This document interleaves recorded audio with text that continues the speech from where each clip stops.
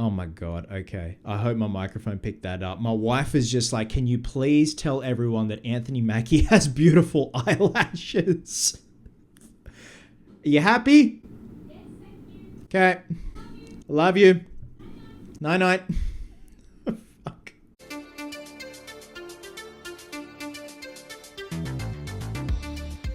Hey guys, welcome back to a brand new video here on the channel. Welcome to a cheeky little movie review for Captain America Brave New World. Now, this is one of those films where I wouldn't say I was exactly hyped for it, and going into it, I tried to just taper my expectations as much as possible because, let's face it, after Endgame, the bar was set pretty high. So going into this, again, didn't really want to know much. You know, I watched the trailers here and there. And this is going to be a short and sweet little review.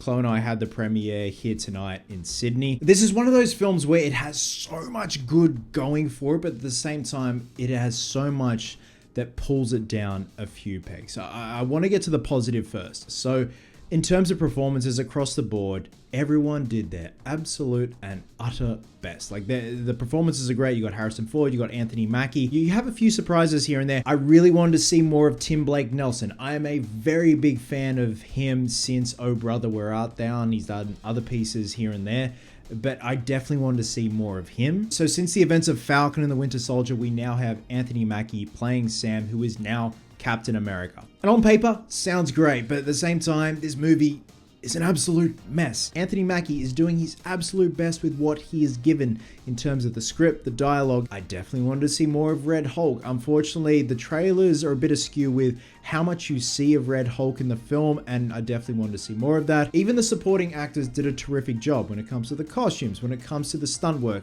Absolutely incredible.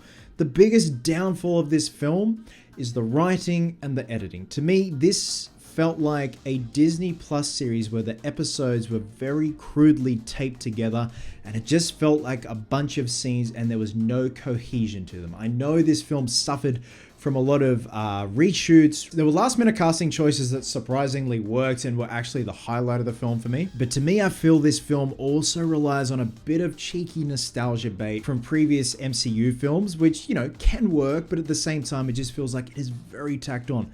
Could have been a reshoot thing, I don't know. Particularly in terms of Anthony Mackie's performance, like I said, I think he's doing the absolute best with what he's given. He has a presence on screen, he looks great in the suit, but I feel like in terms of the script, the dialogue, and the same goes for Harrison Ford, everyone else in the film, it just feels like a very disjointed and discombobulated film that doesn't know exactly what it wants to be. And when it comes to the characteristics of Red Hulk, there are things where I thought you guys could have, you know, done this, done that, X, Y, and Z, because there are characteristics of Red Hulk that I really dig as opposed to, you know, our regular Green Hulk, Bruce Banner. So guys, I know this is a very quick review, but it's one of those things where I don't really have much else to say. Like this film, again, this film just seems a little bit hollow, a little bit empty, but at the same time, you have these wonderful performances, wonderful costume work, production design, stunt work. Like the stunt crew absolutely nailed it with the fight sequences.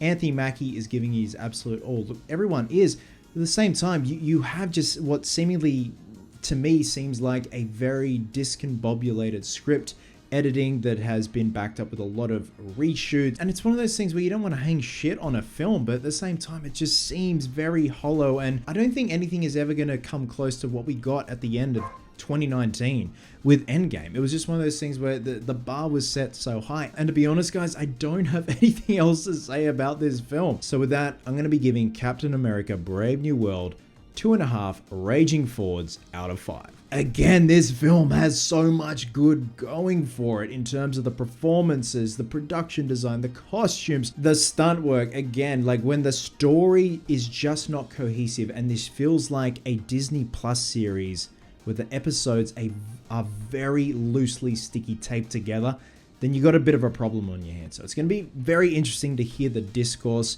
on this film when the reviews come out, and also would love to hear your thoughts down below in the comments. Love you guts, and I'll catch you in the next one.